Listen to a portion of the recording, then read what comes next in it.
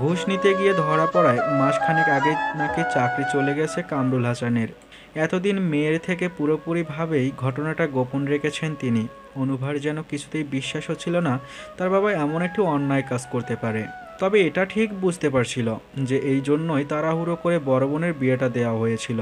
চারিদিকে ছড়িয়ে গেছে ঘটনা, খবরের কাগজেও ছাপা হয়েছে তা। সব প্রমাণ কামরুল হাসানের বিরুদ্ধে। ঘটনা ঘটেছে অনেক দিন আগেই, তখন ওনাকে সাময়িকভাবে সাসপেন্ড করা হয়েছিল। বারবার নিজেকে নির্দোষ দাবি করার পরেও কোনো প্রমাণ ছিল না হাতে। হুট করেই একটা ফুটেজ চলে যায় সাংবাদিকের হাতে। তারা নিউজটিকে জনসম্মুখে আরও গভীরভাবে উপস্থাপনের জন্যই হয়তো এতদিন সময় নিয়েছিল। ফুটেজে স্পষ্ট দেখা যাচ্ছে একজন লোক কয়েকটা টাকার বান্ডেল টেবিলের ওপরে রেখেছে। কয়েক সেকেন্ডের মধ্যে কামরুল হাসান এক এক করে টাকার বান্ডেলগুলো ঢোকালেন নিজ টেবিলের ড্রয়ারে। লোকটাকে ধরা হলো। সে নিজ মুখে স্বীকার করলো তার ছেলে খুনের মামলায় জেলবন্দি। মামলা কোর্টে উঠবে 2-1 দিনের মধ্যেই। কামরুল হাসান বলেছিলেন টাকা দিলে নাকি তিনি চেষ্টা করবেন কেসটাকে ধামাচাপা দেওয়ার। তদন্ত করে জানা গেল ঘুষ নেওয়ার মতো অপরাধ নাকি উনি এর আগেও বেশ কয়েকবার করেছেন। সব প্রমাণ ওনার বিরুদ্ধে যাওয়ায় ডিপার্টমেন্ট থেকে ব্যবস্থা নেওয়াটা জরুরি হয়ে পড়ল। আজীবনের জন্য সাসপেন্ড করে দেওয়া হলো ওনাকে। মামলাও হলো কয়েকদিনের মধ্যেই। কামরুল হাসানের ঠাঁই হলো কারাগারে। যাদের নিকট এতদিন সম্মানিত ব্যক্তি ছিলেন, সব মুহূর্তেই তাদের নিকট পরিণত হলেন অসম্মানীয় একজন ব্যক্তি হিসাবে। গ্রাম থেকে ছুটে এলেন চাচারা। ভালো একজন উকিল ঠিক করা হলো। এসব কেসে উকিলের নাকি অনেক ফি। চাচারা নিজ ভান্ডার থেকে সেসব ফি দিয়ে ভাইকে ছাড়াতে নারাজ। এত ঝামেলার মধ্যে ভার্সিটির কথা ভুলেই গেল অনুভা। এত বছর ধরে একটু একটু করে টাকা সঞ্চয় করে আসা নিজের ফান্ডটা ভেঙে ফেললেন সুফিয়া। সব টাকা তুলে দিলেন মেজ ভাসুরের হাতে। সেই টাকা দিয়ে উকিল ঠিক করলেন উনি। তবে উকিল দিয়ে কেস লড়বার জন্য এই টাকাটা পর্যাপ্ত ছিল না। জমানো যা টাকা আছে সব কামরুল হাসানের অ্যাকাউন্টে। কিন্তু তিনি তো এখন জেলবন্দি। তখন ভাসুরদের নিকট ধার চাইলেন সুফিয়া। আমার কাছে যা ছিল সবই তো দিয়ে দিয়েছে, এখন বাকি টাকা কোথায় পাবো? আপনাদের ভাই হয় ও, আপনারা যদি বাকি টাকাটা দিয়ে সাহায্য করতেন, আমি কথা দিচ্ছি ও ছাড়া পেলেই সব টাকা আপনাদের পরিশোধ করে দিব। বড় চাচা অপরাগ দৃষ্টিতে তাকিয়ে বললেন, আমার কাছে এত টাকা পয়সা নাই, এত টাকা পয়সা পামু কই? বাকি চাচারাও বড় চাচার সাথে সহমত পোষণ করলেন। অনুভা দাঁড়িয়ে দাঁড়িয়ে শুধু দেখলো সবটা। অথচ এই বড় চাচার ছোট্ট কন্যার বিয়েতে অর্ধেক খরচই বাবা দিয়েছিলেন। সেজ চাচা যখন বাইক অ্যাক্সিডেন্ট করলো তখন বাবাই ভাই ভাই করে জান দেওয়ার অবস্থা। সুস্থ হওয়া পর্যন্ত সব খরচ তিনিই বহন করেছিলেন। দুই ফুপুকেও তো কম সাহায্য করেননি। অথচ সেই ফুপুরা একবারের জন্যও দেখতে এলো না নিজের ভাইকে, বরং ফোনে ছাপ ছাপ জানিয়ে দিলেন ভাইয়ের কুকর্মের জন্য নাকি তারা শ্বশুরবাড়িতে মুখ দেখাতে পারছেন না। সুপিয়ার বাপের বাড়ির অবস্থা যথার্থ উন্নত ছিল। এক ভাই প্রবাসী, আরেক ভাই ব্যবসায়ী। তাদের থেকে সাহায্য চাইলেন তিনি। তারাও সাহায্য করতে অপরাগতা প্রকাশ করলেন। সাথে কটু কথাও কম বলেননি ওনাকে। সবাই ত্যাগ করতে পারলেও সুপিয়া বেগম কিছুতেই কামরুল হাসানকে ত্যাগ করতে পারলেন না। যতই হোক স্বামী তো। ঘর কোনো স্বভাবের এই নারীটি একা একা বাপের বাড়ি থেকে পাওয়া ওয়ারিশের দলিল বন্ধক রেখে ব্যাংক থেকে ঋণ নেন। এতে ভাইয়েরা ক্ষিপ্ত হয় একমাত্র বোনের ওপর। নীরবেই ছিন্ন করে সকল সম্পর্ক। তার মধ্যেই ভার্সিটি থেকে সেমিস্টার পরীক্ষার নোটিশ আসে। বন্ধুদের থেকে নোট সংগ্রহ করে পারিবারিক এমন দুরবস্থাতেই পরীক্ষায় বসে অনুভা। মা স্পষ্ট ভাষায় বলে দিয়েছেন, যত যাই হয়ে যাক, লেখাপড়া থেকে দূরে সরিস না মা, এটাই তোর সম্বল। বাবা এখন বাড়িতে নেই তো কি হয়েছে, মা আছে, তোর মা সব সামলে নিবে। এমন একটা পরিস্থিতিতেও মায়ের থেকে একটা আত্মবিশ্বাস পেয়ে অনুভা আবারও মনোযোগী হলো পড়ালেখায়। গুরুত্ব সহকারে পরীক্ষা শেষ করার পরপরই দেখা হলো এক বান্ধবীর সঙ্গে। খামে ভরা একটা চিঠি এগিয়ে দিল তার দিকে। বলল, শ্রাবণ ভাই, চিঠিটা দিয়েছে তোকে। কবে দিল? তুই গ্রামে যাওয়ার 4-5 দিন পর। কিন্তু তোর সঙ্গে তো আমার দেখাই হচ্ছিল না, তাই দিতেও পারিনি। চিঠিটা নিল অনুভা, তারা দেখিয়ে বলল, ধন্যবাদ তোকে। বাড়ি ফিরতে হবে এখন, পরে কথা হবে। বিদায় নিয়ে চলে এলো অনুভা। বাড়ি ফিরে নিজ কক্ষে গিয়ে চিঠিটা পড়তেই জানতে পারল শ্রাবণ দেশে নেই। উচ্চতর ডিগ্রি অর্জনের জন্য চলে গেছে বাহিরের দেশে। চিঠির শেষ অংশে বড় বড় সংখ্যায় তার হোয়াটসঅ্যাপ নাম্বারটাও দেয়া। সেদিকে গম্ভীর দৃষ্টি রেখেই বুক ছেড়ে বেরিয়ে এলো দীর্ঘশ্বাস। কথায় কথায় অনেক আগেই শ্রাবণের নিকট থেকে অনুভা জানতে পেরেছিল উচ্চশিক্ষার জন্য সে দেশের বাইরে যেতে চায়। কাগজপত্র নাকি এতদিনে বাবা জমাও দিয়েছে। গ্রাজুয়েশনের সমাপ্তি আর ভিসা পাওয়ার অপেক্ষা শুধু। তাহলে সেদিন যখন দেখা হলো তখন কেন কিছু জানালো না শ্রাবণ? অনুভা কষ্ট পাবে বলে? হয়তো। মোবাইল হাতে নিয়েও তা রেখে দিল অনুভা। খুব করে ইচ্ছে জাগলো ছেলেটার সঙ্গে কথা বলে নিজের কষ্টটা লাঘব করার জন্য, কিন্তু নিজের ইচ্ছাটাকে গুরুত্ব দিল না সে। নিজেদের পরিস্থিতি সম্পর্কে ভাবতেই লজ্জায় মাথা নিচু হয়ে গেল। এই মুহূর্তে স্বাভাবিক নেই অনুভা, মানসিকভাবে বিপর্যস্ত। বাবাকে যে বড্ড ভালোবাসে মেয়েটা। অন্যদের মতো শ্রাবণও যদি জেনে যায় তার বাবা ঘুষ নিতে গিয়ে ধরা খেয়েছে, জেলবন্দি হয়েছে, তখন কি হবে? অনুভাকে কেমন দৃষ্টিতে দেখবে সে? এসব ভাবতে ভাবতে চিঠিটা অযত্নে ড্রয়ারবন্দি করলো। বাবার অপকর্ম ধরা পড়ায় শ্বশুর বাড়িতে অর্থিকার অবস্থাও নাজেহাল। উঠতে বসতে শুধু খোঁচা আর খোঁচা মারা কথা। তন্ময় মা মরা ছেলে। এক স্ত্রী মরতে না মরতেই বাবা আরেক বিয়ে করে সংসার পাতেন। ছোট থেকেই বড় বোনদের আদর যত্নে বড় হয়েছে তন্ময়। ছেলেমেয়েরা দ্বিতীয় বিয়ে মানতে না পারায় নতুন বউ নিয়ে অন্যত্র গিয়ে নতুন করে সংসার পাতেন তন্ময়ের পিতা। তাই সংসারে এক স্বচ্ছ আধিপত্য তখন বোনেদের।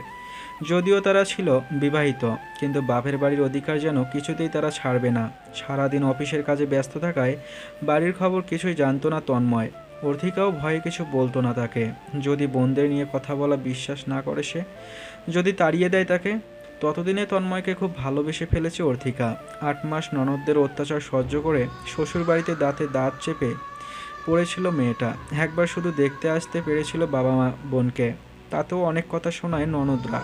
স্পষ্ট করে বলে দেয়, তোমার ওই জেল খাটা বাবা আর তার পরিবারের সঙ্গে কোনো সম্পর্ক রাখতে পারবে না তুমি। বাবার সঙ্গে সম্পর্ক রাখতে হলে এই বাড়িতে তোমাকে ছাড়তে হবে। এত কিছুর পরেও তারা দমেনি। এক সময় তাদের দু চোখের বিষ হয়ে ওঠে অর্থিকা। পাশাপাশি আরেকটা বিয়ে করানোর জন্য চাপ দেওয়া শুরু করে তন্ময়কে। বোনেদের অবদান তন্ময়ের জীবনে অনেক। তাদের মুখের ওপর কথা বলা তার স্বভাব বহির্ভূত। তাদেরকে যেমন বাড়িতে আসতে নিষেধ করতে পারবে না, ঠিক তেমনি নিজের স্ত্রীকেও সে ছেড়ে দিতে পারবে না। মেয়েটাকে যে অনেক আগে থেকেই পছন্দ করত তন্ময়, মনটাও দিয়ে দিয়েছিল অতি গোপনে। এক সময় সকল লাজ লজ্জা ভুলে সরাসরি নিজে গিয়ে কামরুল হাসানের নিকট বিয়ের প্রস্তাবটাও দিয়ে দিয়েছিল। ছেলেটির আচার ব্যবহারের মুগ্ধ হন কামরুল হাসান। লোক লাগিয়ে খোঁজ নেন ছেলেটির সম্পর্কে। তারপরেই পাকাপোক্ত হয় বিয়ের কথাবার্তা। কিন্তু অমন এক পরিস্থিতিতে পড়ার সঙ্গে সঙ্গে মেয়ের ভবিষ্যৎ নিয়ে চিন্তিত হন তিনি। তাই অতি দ্রুত মেয়েকে পাত্রস্থ করেন। বাধ্য হয়ে স্ত্রীকে নিয়ে অফিসের কাছাকাছি ভাড়া বাড়িতে ওঠেন তন্ময়। অর্থিকার দুঃখের দিন ঘোচে। আবারও যোগাযোগ শুরু হয় পরিবারের সাথে। এমন একটা ঘটনার জন্যই তো তন্ময়ের প্রতি অর্থিকার ভালোবাসাটা আকাশচুম্বী। একটা নারী ঠিক কতটা ভাগ্যবতী হলে এমন একজন স্বামী পায়। অথচ মেয়েটার কপালে বেশি দিন সেই সুখ সইল না স্বামী সোহাগ। 6 মাস জেল খেটে জামিনে ছাড়া পান কামরুল হাসান। সকলের অগোচরে জমিয়ে রাখা টাকা থেকে ব্যাংকের ঋণ পরিশোধ করে স্ত্রীর সম্পত্তিটুকু ছাড়িয়ে আনেন। দলিল ফিরিয়ে দিলেন শ্যালকদের। সুপ্রিয়া খুব চটে গেলেন স্বামীর ওপর। স্ত্রীর রাগান্বিত মুখশ্রী দেখে অমন অবস্থাতেও তিনি হেসে জানালেন, দুনিয়ার মানুষগুলো খুব স্বার্থপর আর লোভী। এই যে দেখো না, লোক করতে গিয়ে আজ আমার কি অবস্থা। লোকের সামনে মুখ দেখানোর উপায়টুকু নেই। আত্মীয় স্বজন কেউ কারণ নয়। এমনিতেই তোর আমি সবার কাছে লোভী প্রমাণিত হলাম।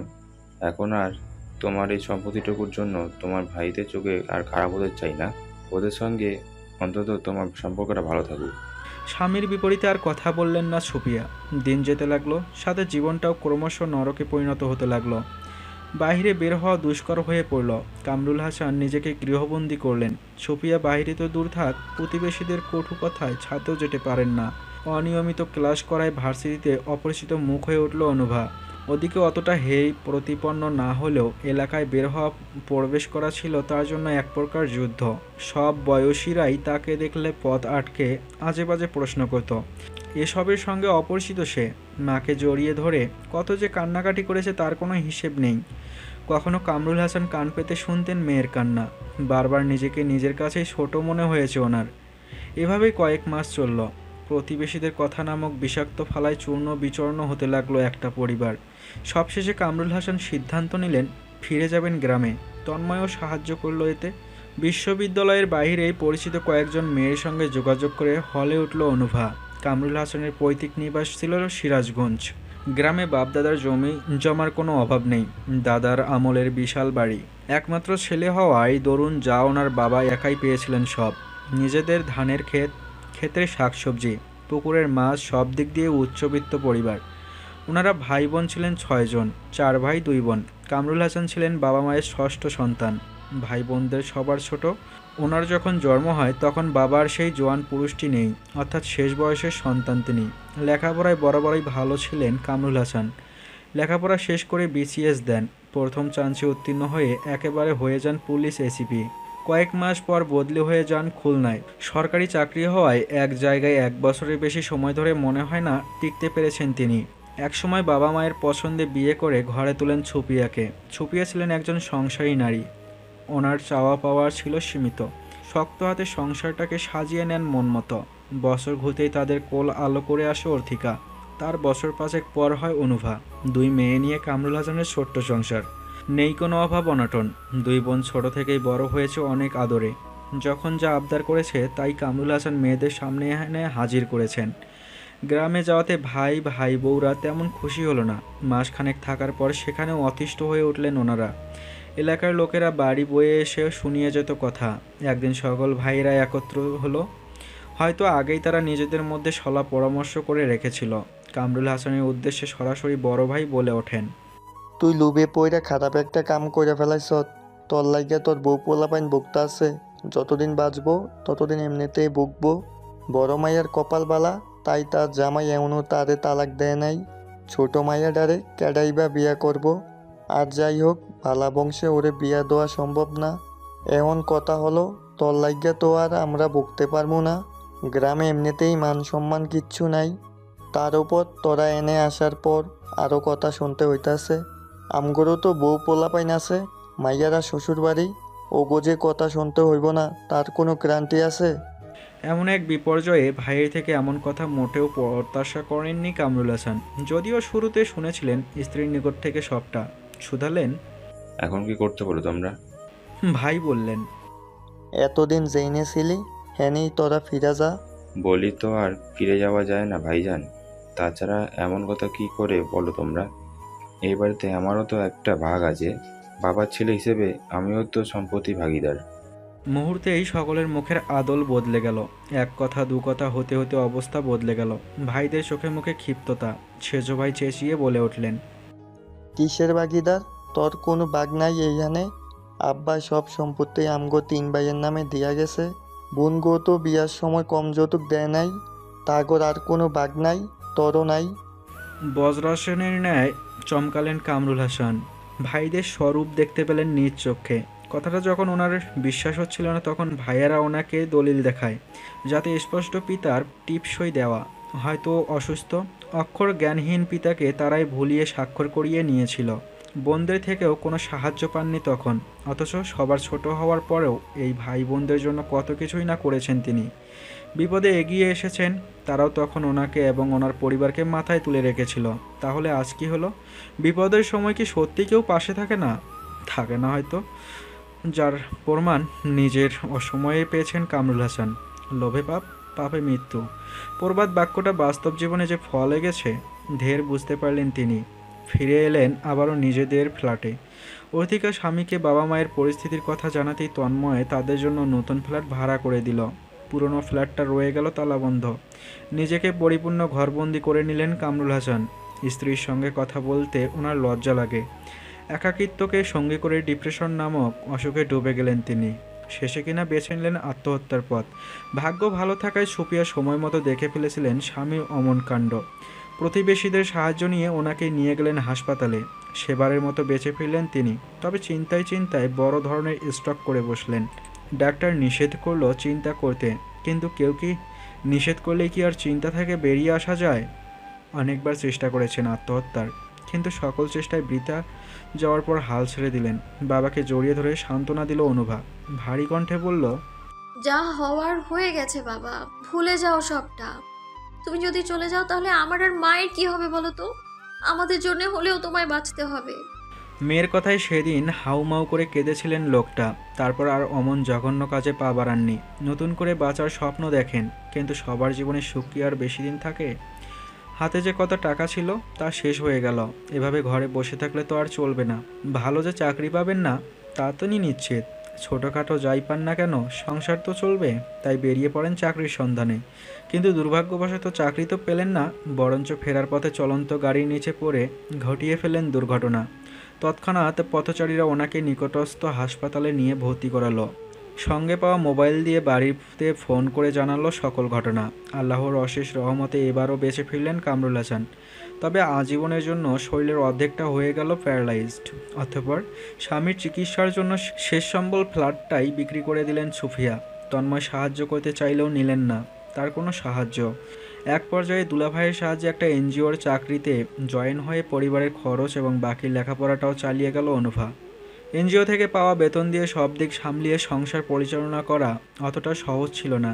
তারপরেও যে মা কিভাবে সংসার চালিয়ে নিতেন তা শুরুতে অনুভব অজানা থাকলেও একসময় জানতে পারে যে মা তার কিছু গহনা বিক্রি করে দিয়েছেন। সে টাকা দিয়েই এতদিন ধরে সবটা সামলিয়ে আছে। চাকরির পাশাপাশি মাস্টার্সে ভাবে ভর্তি হয়েছে অনুভা। দুদিন মাত্র ক্লাস করতে না করতেই তন্ময়ের মৃত্যুর সংবাদ এলো। আবারও বিধ্বস্ত হয়ে গেল সকলের মন। একটার পর একটা দুর্ঘটনা ঘটে চলল। দুঃখ যেন তাদের আর ছাড়তেই চাইল না। তন্ময় অনুভাকে ছোট বোনের মতোই স্নেহ করত। অনুভারও ছিল দুলাভাইয়ের প্রতি অগাধ শ্রদ্ধাবোধ এবং ভাই সমতুল্য ভালোবাসা। এমন একজন মানুষকে হারিয়ে সেও ভেঙে পড়ল মারাত্মকভাবে। একদিকে বাবা মা, আরেকদিকে বোন আর তার সদ্য ভূমিষ্ঠ হওয়া ছোট্ট শিশু। মৃত্যুর দিন চারেক পার হতে না হতেই ননদেরা কিছুতেই শ্বশুরের ভিটেতে থাকতে দিল না অর্থিকাকে, যার কারণে তার ঠাঁই হলো বাপের বাড়িতে। সে সময় মারাত্মকভাবে পরিবারে দেখা দিল আর্থিক অনটন। ওখানে ইতি ঘটল অনুভার লেখাপড়ার। সেবার হঠাৎ ঝড় শুরু হলো। সুপিয়া ছুটে গেলেন ছাদ থেকে কাপড় আনতে, কিন্তু সিঁড়ি বেয়ে নিচে নামার সময় হোঁচট খেয়ে পড়ে গেলেন সিঁড়ির উপর থেকে। পা মচকে গেল ওনার, কপালটাও বেশ খানিকটা কেটে গেল। চাকরির বিজ্ঞাপন দেখে ইন্টারভিউ দিতে গিয়েছিল অনুভা। বাড়ির নাম্বার থেকে ফোন পেয়ে ইন্টারভিউ না দিয়ে ছুটে এসে মাকে নিয়ে হাসপাতালে যায় মেয়েটা। এক্স-রে করে জানা যায় পায়ের হাড় ভেঙে গেছে সুপিয়ার। সেই চিকিৎসা করতে গিয়েই তো অবশিষ্ট অর্থটাও শেষ হয়ে গেল। সাথে বিভিন্ন পরীক্ষা নিরীক্ষা করে আরও বিভিন্ন অসুখ বিসুখ তো ধরা পড়লই। চাকরিটা তখন ভীষণ প্রয়োজন হয়ে পড়ল অনুভার। তখনই চাকরির সন্ধান নিয়ে হাজির হলো নাহিয়ান, যার জন্য আজীবন লোকটার কাছে সে কৃতজ্ঞ থাকবে। খরচ দিন দিন বেড়েই চলেছিল। বাড়িওয়ালা তার মধ্যেই ভাড়া 2000 বাড়িয়ে দিল। বাজারে দিন দিন নিত্য প্রয়োজনীয় পণ্যের দামও বেড়ে চলেছে। তাই সুফিয়া তৎক্ষণাৎ বাড়ি বদলানোর সিদ্ধান্ত নিলেন। মেয়েকে বলে কয়ে যত তাড়াতাড়ি সম্ভব বাড়িটা বদলে ফেললেন। অতীতের কথা মনে পড়লেই যেমন আনন্দ ঘেরে ধরে, তেমনি কিছু কিছু সময়কার ঘটনা অক্ষিপটে ভেসে উঠতেই চোখ দিয়ে গড়িয়ে পড়ে অশ্রু। আজও ব্যতিক্রম হলো না অনুভার সঙ্গে। জীবনটা হয়তো এতটা কঠিন না হলেও পারত। সুখ হারিয়ে দুঃখ না এলেও হয়তো হতো। রাতের আধারে ভারী দীর্ঘশ্বাস ফেলে চোখের পানি মুছে নিল অনুভা। বারান্দা থেকে ফিরে এলো ঘরে। সিদ্ধান্ত নিল আর অতীত নিয়ে সে ভাববে না, মেনে নিবে বর্তমানকে। যা ভাগ্যে আসে তাই না হয় হয়ে থাক। তাকে যে আরও কঠিন হতে হবে। চোখের পানি আর সুখ যে তার জন্য নয়, তবুও সে সুখী, রবের ওপর বিশ্বাসী। আল্লাহ যা করেন মঙ্গলের জন্যই তো করেন। বিছানায় শরীর এলিয়ে চোখ বন্ধ করে নিল অনুভা। কাল আবারও রুটিন মাফিক অফিসে ছুটতে হবে যে তাকে। উঠতে হবে ভোরে। নরম বালিশে মাথা রাখতেই সকল গ্লানি ভুলে গিয়ে ডুবে গেল তন্দ্রার অতল গহ্বরে। ফজরের নামাজ শেষে হানিফ শেখ 2 পুত্রকে নিয়ে হাঁটতে বের হয়েছেন। এই নিয়ে পরপর দুবার ধানমন্ডি লেকের পাশ দিয়ে চক্কর দিতে দিতে ক্লান্ত হয়ে পড়েছে সৌহার্দ্য। একটা বেঞ্চে দেখেই হাঁপাতে হাঁপাতে বসে পড়ল তাতে।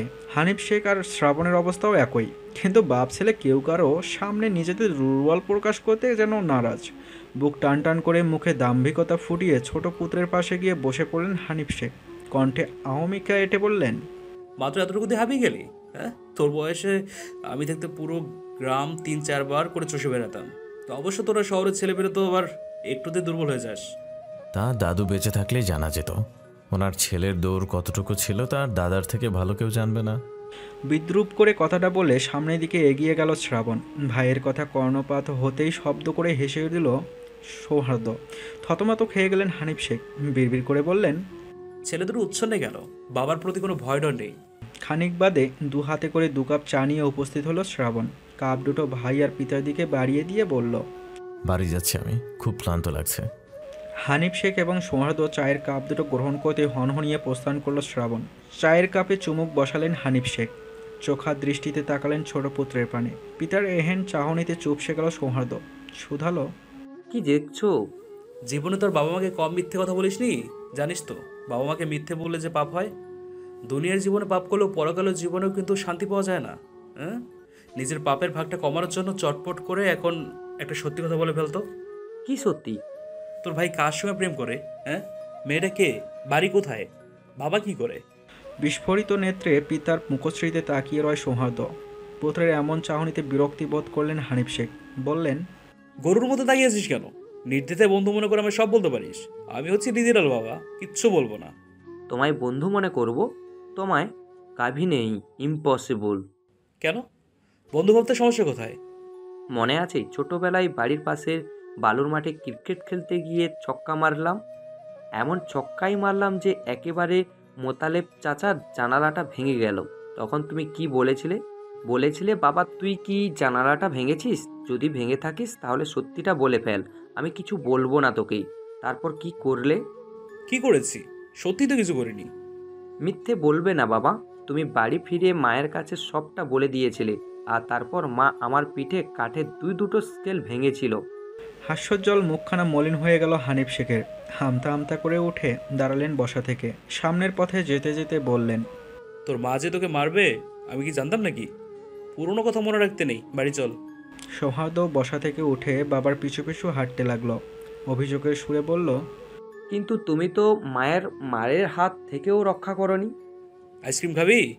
সেদিন মায়ের খেয়ে যখন আমি কাঁদছিলাম তখন তুমি এই কথাটাই বলছিলে।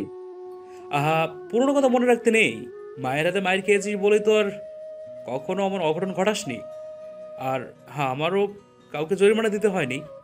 বাপ ছেলে কথা বলতে বলতে এগিয়ে চলল বাড়ির পথে। বাড়ি থেকে এসেই সোজা নিজ কক্ষে প্রবেশ করেছে শ্রাবণ। ক্লান্ত দেহখানা নিয়ে ঢুকে পড়েছে বাথরুমে গোসল করার উদ্দেশ্যে। বেলা বাড়ল। ডাইনিং টেবিলে নাস্তা দিয়েছেন শান্তা।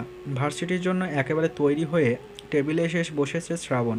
শান্তা ইতস্ত করতে করতে ছেলের উদ্দেশ্যে বলেই ফেললেন, কয়েকদিনের জন্য ছুটি নিলে হতো না মেহু? এসব মেয়েদের নামে রাখবে না তো। আর ছুটি বা কেন নিব? ওই যে তোর রুবি খালার ননদের মেয়ের কথা বললাম না, তুই তো বিয়ে করবি না বলে নিষেধ করে দিলি। তাই সৌহার্দের জন্য ওকে দেখতে যাব। ভাবছি বিয়ের কথাবার্তাও একেবারে পাকা করে আসব। এত তাড়াহুড়ো কেন করছো? তাড়াহুড়ো করবো না, বিয়ের বয়সী মেয়ে, তার উপর সুন্দরী। এসব মেয়ের বাবা মায়ের পেছনে সারাক্ষণ ঘটক পড়ে থাকে।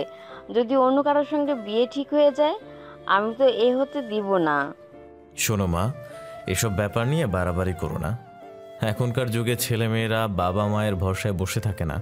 কলেজ ভার্সিটিতে পড়তে গিয়ে নিজেরাই নিজেদের লাইফ পার্টনার ঠিক করে নেয়। তাছাড়া সৌহার্দ্য অলরেডি একজনকে পছন্দ করে। তোমরা অন্তত ওর উপর চাপ ক্রিয়েট করো না। হতভম্ব অবাক হয়ে গেলেন শান্তা। আতঙ্কিত কণ্ঠে বলে উঠলেন, কি সহু প্রেম করে? মায়ের চিৎকারে দম ছাড়ে শ্রাবণ। বিরক্তি হওয়ার ভঙ্গিতে বলে, সিন ক্রিয়েট করো না মা। আমার জানা মতে বাবার সঙ্গেও তোমার প্রেমের সম্পর্ক ছিল। ওদিকে নানা বাবাকে পছন্দ করতেন না, তাই তুমি বাবার হাত ধরে পালিয়ে গিয়েছিলে। পরে অবশ্য মান সম্মানের ভয়ে নানা আবারও তোমাদের বিয়েটা নতুন করে দিয়ে দেয়। তবে মন থেকে কিন্তু মেনে নেয়নি। ঘটনাটা আরও 32 বছর আগের। সেই তুমিই 32 বছর পরে কিভাবে ছেলেদের উপর নিজের মতামত চাপিয়ে দিতে চাইছো? ছেলের কথায় মিইয়ে গেল শান্তা। কিছু সময় অতিক্রম হতেই ফের প্রশ্ন করলেন, মেহু, সত্যি করে বলতো, তুই কি প্রেম করিস? কোনো ভনিতা ছাড়াই খেতে খেতে শ্রাবণ উত্তর দিল, প্রেম করি না। ওসব প্রেম আমার দ্বারা আমার সঙ্গে যায় না। তবে মেয়ে পছন্দ আছে। মেয়েটা কি জানে তুই কে পছন্দ করিস? আচ্ছা, ওই মেয়েও কি তোকে পছন্দ করে? মা হয়ে ছেলেকে এসব প্রশ্ন করা উচিত না। কথাটা শেষ করে খাবার টেবিল ছেড়ে উঠে গেল শ্রাবণ। মায়ের থেকে বিদায় নিয়ে বের হয়ে গেল বাড়ি থেকে। শ্রাবণ যেতে না যেতেই টেবিলে একে একে উপস্থিত হয়ে হানিফ শেখ এবং সৌহার্দ্য। মাকে গোমরা মুখ করে বসে থাকতে দেখে সৌহার্দ্য বলে, তোমার আবার কি হয়েছে মা? মুখ ভার কেন? মেহুর বিয়ের জন্য মেয়ে পছন্দ আছে, শেষে কিনা মেহু প্রেম করে। স্ত্রীর কথা শেষ হতে হানিফ শেখ সব জানতার মতো ভাব নিয়ে বললেন, হ্যাঁ, নতুন কি? খবরটা অতীব পুরনো। মেয়েটার নাম ঠিকানা যদি জানতে পারো তাহলে সেটাই হবে নতুন এবং টাটকা খবর। চোখজোড়া চকচক করে উঠল শান্তার। প্রশ্নবিদ্ধ দৃষ্টিতে স্বামীর পানে তাকালেন, শুধালেন, তুমি জানতেও প্রেম করে? কিভাবে জানলে? কবে জানলে? ভার্সিটিতে পড়াকালীন মাস শেষে যখন ড্রাইভারকে দিয়ে আমার হাতে গাড়ির পেট্রোল খরচের বিশাল বড় একটা লিস্ট ধরিয়ে দিত, তখনই কিছুটা আন্দাজ করেছিলাম। পরে ড্রাইভার ব্যাটাকে ধরে আরও কিছু তথ্য উদ্ঘাটন করি। আমি পুরোপুরি নিশ্চিত আমার পেট্রোল খরচা করে ওই মেয়ের সঙ্গেও দেখা করতে যেত। তাহলে তো অনেক বছর ধরে সম্পর্ক চলছে। তা তো চলছেই। বড় ভাইয়ের পেছনে বাবা মায়ের গোয়েন্দাগিরি চালানোটা মোটেও পছন্দ হলো না সৌহার্দের। বিরক্তির সহিত বলল, আহা, তোমরা থামো তো। অযথা ভাইয়ার পেছনে গোয়েন্দাগিরি করে সময় নষ্ট করার কোনো প্রয়োজন আছে? সময় হলে ভাইয়া নিজেই ভাবিকে নিয়ে এসে তোমাদের সামনে দাঁড় করিয়ে দিবি। এখন শুধু রিল্যাক্স করো। সরু দৃষ্টিতে এবার ছোট পুত্রের পানে তাকালেন শান্তা। গম্ভীর কণ্ঠে বললেন, তোর ভাইয়ের না হয় নিজের পছন্দের মানুষের সঙ্গে বাবা মায়ের পরিচয় করিয়ে দেওয়ার সময় হয়নি, কিন্তু তোর তো সময় না হওয়ার কিছু দেখছি না। কার সঙ্গে প্রেম করে বেড়াচ্ছিস? কে মেয়েটা? তাকে নিয়ে বাড়িতে আসিস তো দেখব। আর হ্যাঁ, বিদেশি কোনো মেয়েকে কিন্তু আমি পুত্রবধূ হিসেবে মানব না বলে দিলাম। তারপরেও আমাকে যদি জোর করিস তাহলে তোর বাবাকে দিয়ে তোকে ত্যায্য পুত্র করে দেব। কথা শেষ করে হনহনিয়ে রান্নাঘরে চলে গেল শান্তা। অসহায় মুখ করে মায়ের যাওয়ার পানে তাকিয়ে আছে সৌহার্দ্য। হানিফ শেখ উৎফুল্ল কণ্ঠে বললেন, তোদের দুই ভাইকে নিয়ে আমি গর্বিত। বাবা যে পথে হেঁটেছে তোরাও দেখছি সেই পথে হাঁটছিস। Carry on. আমার বাবা আমার পাশে না থাকলে কি হবে? আমি আছি তোদের পাশে। অন্যান্য দিনের থেকে আজকে কাজের চাপটা একটু বেশি। কলিগ নায়রার সঙ্গে ক্যান্টিনে এসে ভাবে বসেছে অনুভা। মেয়েটি অফিসে নতুন, সাথে অনেক মিশুকও বটে। দুদিনেই নিজ দায়িত্বে ভাব করে নিয়েছে অনুভার সঙ্গে। আগের তুলনায় অত কথাও বলার অভ্যেস নেই আর অনুভার। নীরবে শুনে যাচ্ছে আশেপাশের বসা ব্যক্তির এক নাগাড়ে বলা কথাগুলো। মাঝে মধ্যে সৌজন্য সৌরভ হাসছে। খাওয়ার ইতি ঘটিয়ে দুজনেই বের হতে নিল ক্যান্টিন থেকে। তৎক্ষণাৎ তাদের পথ রোধ করে দাঁড়ালো নাহিয়ান। চোখে মুখে তার বিষণ্ণতা। আগের সেই চমকপ্রদহ হাসিটা আর নেই। একদিনের ব্যবধানেই মুখশ্রী হয়ে উঠেছে অনুজ্জ্বল। অনুভা সৌজন্য হাসল, শুধালো, কেমন আছেন ভাইয়া? প্রশ্নটা এড়িয়ে গেল নাহিয়ান। পাল্টা প্রশ্ন করলো, ফ্রি আছো তুমি? 2 মিনিট সময় হবে? সরাসরি না করতে পারল না অনুভা। নায়রার দিকে তাকিয়ে মৃদু হেসে বলল, আপনি এগোন আপা, আমি ওনার সঙ্গে কথা বলে আসছি। নায়রা সায় দিল তাতে। প্রস্থান করলো কয়েক সেকেন্ডেই। ক্যান্টিনের ভেতরে ফাঁকা টেবিলে এসে বসলো নাহিয়ান। তার মুখোমুখি বসলো অনুভা। জিজ্ঞেস করলো, কি যেন বলবেন ভাইয়া, এবার বলুন। হুট করেই তো ডেকে নিয়ে এলো কথা বলার জন্য, কিন্তু এবার কি বলবে? মস্তিষ্কে ঘূর্ণিপাক খাওয়া প্রশ্নগুলো সরাসরি জিজ্ঞেস করলে যদি রেগে যায় অনুভা, যদি ভুল বোঝে। বিভিন্ন ভাবনা ভাবতে ভাবতেই কয়েক মিনিট অতিক্রম হলো। অনুভা পুনরায় বলল, কি হলো ভাইয়া, কি ভাবছেন? যা বলার নির্দ্বিধায় বলতে পারেন। কিছুটা হলেও সাহস সঞ্চয় হলো নাহিয়ানের। সরাসরি প্রশ্ন করলো, ওই ছেলেটা কে অনু? তোমাদের মধ্যে কি কোনো সম্পর্ক আছে? ভুরুদয় কঞ্চিত হলো অনুভার। শুধালো, কে? শ্রাবণ? ও, ছেলেটার নাম তবে শ্রাবণ। তা কি সম্পর্ক তোমাদের মাঝে? কতদিনের পরিচয়? পরিচয় অনেক আগের, ধরুন 5-6 বছর তো হবে। শুকনো ঢোক গিল নাহিয়ান। ভেতরের অস্থিরতা বিরাজ করছে। ওপরে ওপরে নিজেকে যথাসাধ্য শান্ত রাখার প্রয়াস চালাচ্ছে। কথাটা মস্তিষ্কে ঘুরপাক খাচ্ছে বরংবার। 5-6 বছর? সেখানে সে অনুভাকে চেনে মাত্র বছর দেড়েক হবে। তাও আবার কয়েক মাস কম বেশ আছে তার মধ্যে। সন্তপ্রাণে দীর্ঘশ্বাস ফেলে বলল, ও তোমায় ভালোবাসে তাই না? জানি না। ললাটে ভাঁজ পড়ে নাহিয়ানের। ফের প্রশ্ন করে, তুমি বাসো? এবার অন্তত জানি না বলো না। কী উত্তর দেবে ভেবে পেল না অনুভা। তবে হ্যাঁ, একটা সময় শ্রাবণ নামক পুরুষটি তার জীবনের অর্ধেকটা জায়গা দখল করেছিল। এই পুরুষটিকে নিয়ে সে ভাবত, তার দেখা পাওয়ার জন্য ছটফট করত মন। এক সময় নিশ্চিত হয়ে পড়েছিল যে পুরুষটির প্রেমে পড়েছে সে। ভালো হয়তো বেসেছিল, কিন্তু সে সময়টা জীবনে এক ঝড় বয়ে যায়। ঝড়ের কবলে পড়ে তাদের সুন্দর সাজানো পরিবারটা তছনছ হয়ে যায়। দরিদ্রতার করাল গ্রাসে ভেঙে পড়ে। সব দায়িত্ব কাঁধে এসে পড়ে অনুভার।